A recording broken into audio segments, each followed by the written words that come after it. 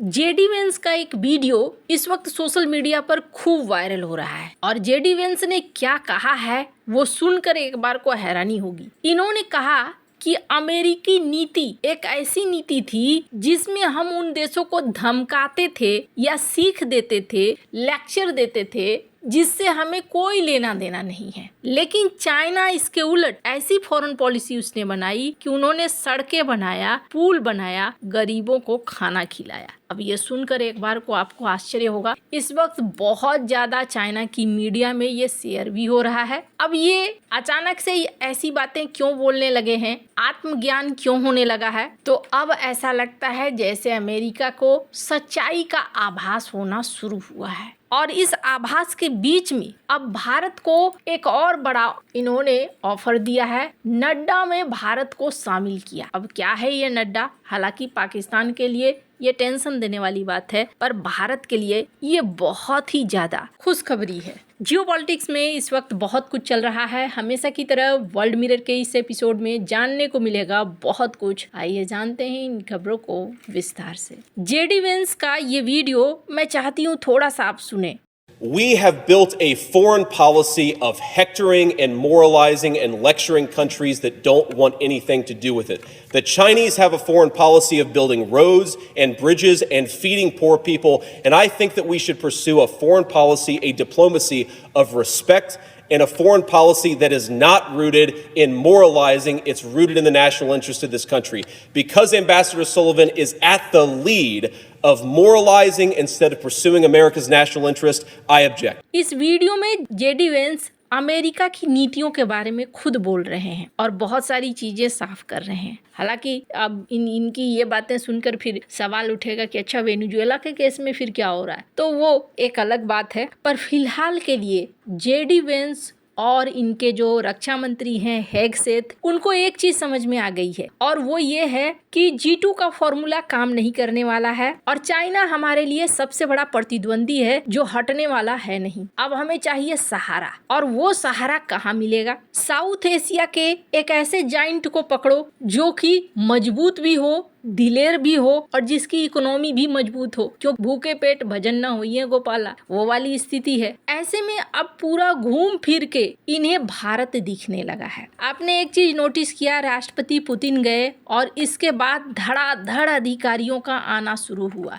एक दिन गंवाए बगैर हुकर यहाँ पर पहुंच गई भारत। स्क्रीन पर आप देख सकते हैं उनकी एम्बेसी ने इनका स्वागत किया। 7 तारीख से ये यहीं पे हैं, कल से आज भी ये यहीं पे हैं। यहाँ पर इनकी मुलाकातें हो रही हैं। क्यों आई हैं ये आई हैं भारत के साथ रिश्तों को ठीक करने के लिए। इसके बाद 10 तारीख को एक और बड़ी टीम आ रही है। वो टीम यहाँ आकर क्या करेगी? वो टीम भी यहाँ आकर व्यापार वार्ता को लेकर बात करेगी कि आगे हमारे बीच में व्यापार कैसे होगा, साथ ही साथ टैरिफ हम हटाएंगे नहीं हटाएंगे, बहुत सारी चीजें। लेकिन अब बहुत ज़्यादा चांस है, वैसे तो डोनाल्ड ट्रंप के बारे में कुछ भी कहा नहीं जा सकता, लेकिन बहुत ज़्यादा चांस है कि अमेरिका को समझ में आने लगा है कि भारत के बगैर वो चल नहीं सकते हैं और ऐसे में अब ये टैरिफ का मामला भी हल हो जाएगा। पर जब तक बात हो नहीं जाती है तब तक कहना मुश्किल है। पर अब अमेरिका ने चौंका दिया है पाकिस्तान को भारत के लिए एक ऐसा ऐलान करके। पर इस ऐलान से पहले मैं चाहती हूँ मैक्रोन के एक वीडियो को आप सुने। अभी ना दुनिया बहुत तेजी से बदल रही है और इस दुनिया में आने वाले भविष्य को जो नहीं देख पाता है वो देश तबाह हो जाता है और यूरोपीय देश ये बड़े चालू होते हैं। इन्होंने आने वाले भविष्य को देखना शुरू किया, लेकिन इससे भी चालू निकला चाइना ने भविष्य को पहले ही देख लिया था और उसके लिए तैयारियां शुरू कर दी। पर यूरोप और अमेरिका में यूरोप एक ऐसा इलाका रहा जिसने खास तौर पर अगर बात करें फ्रांस की, तो फ्रांस ने एक बहुत ही बढ़िया काम किया। फ्रांस ने तेल की मारामारी के पीछे ज्यादा ध्यान नहीं दिया। फ्रांस ने कहाँ ध्यान दिया था? फ्रांस ने ध्यान दिया था न्यूक्लियर रिएक्टर बनाने में। बार बड़ा छोटा हर तरीके का न्यूक्लियर रिएक्टर। क्यों? क्योंकि इससे उनको बिजली के लिए मुसीबत नहीं होती। This is how to have much more data centers. And we are back in the race now. Why? Because in order to do so, you need chips. We start to accelerate the program. France is part of the European countries manufacturing chips. We will build new partnerships with American and Asian players in order to manufacture more chips and secure our capacities. You need available spaces and energy. And here I want to showcase what is a great advantage of France. We have available land. We worked very hard with the local authorities, and I want to thank the regions present here. We identified 35 sites available.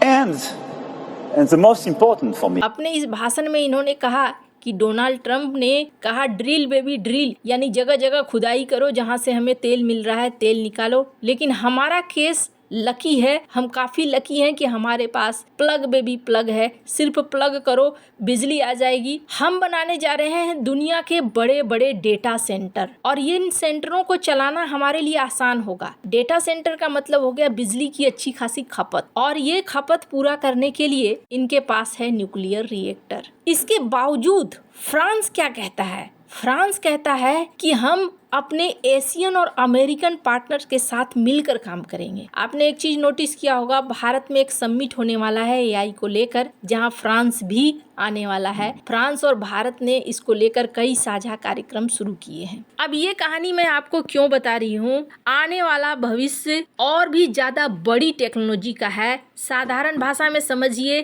कि आने वाला भविष्य है AI का, artificial intelligence, robots, इन चीज़ों का है। और इनके लिए क्या होगा? इनके लिए बड़े बड़े डेटा सेंटर बनाने होंगे, उनके पीछे बिजली खर्च होगी, और बिजली कहाँ से? तेल एक लिमिटेड मात्रा है। अमेरिका को एक अलग लेवल की टेंशन होनी शुरू हुई है। टेंशन इस बात की होनी शुरू हो गई है कि चाइना को वो अपना एक प्रतिद्वंदी मानना शुरू कर रहे हैं। चाइना को लेकर समझ चुके हैं कि उनके लिए मुसीबत है। ऐसे में अब इन्होंने अपना एक डॉक्यूमेंट जारी किया है।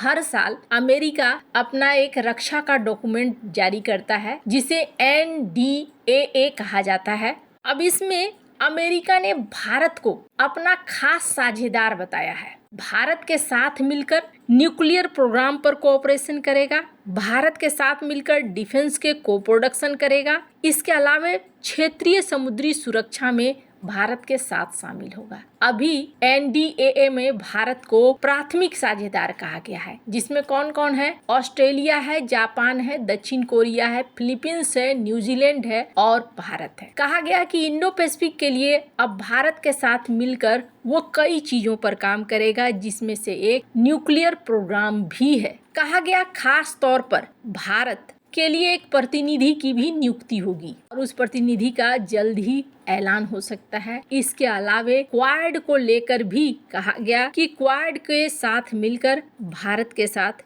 एक मजबूत रिश्ता बनाएं। अब ये जो पूरा सीन है ना, ये पूरा सीन पाकिस्तान के लिए एक बड़ा झटका है। पहली बात तो मैं आपको बता दूं, 1998 में दोनों देशों ने परमाणु परीक्षण किया, दोनों पे प्रतिबंध लगे। लेकिन फिर क्या हुआ? साल 2005 में भारत के साथ जॉर्ज बुश ने न्यूक्लियर समझौता कर लिया और भारत को घरेलू तौर पर छूट मिल गई। वहीं पाकिस्तान का दूर दूर तक इससे नाता रिश्ता नहीं रहा। अब NDAA 2026 ये दिखला रहा है कि भारत एक प्रायोरिटी पार्टनर है। क्वाड को लेकर भी ये बड़ी जगह दे रहे हैं। मतलब पाकिस्तान के लिए आने वाले दिनों में अगर कोई सरप्राइज मिल जाए तो कोई बहुत बड़ी बात नहीं होगी। ऐसा लगता है राष्ट्रपति पुतिन के आने के बाद बहुत सारे सीन बदलते हुए नजर आ रहे हैं। आने वाले दिनों में बहुत सारी चीजें देखने को मिलेंगी। जल्द मिलते हैं नई वीडियो में नई खबर के साथ।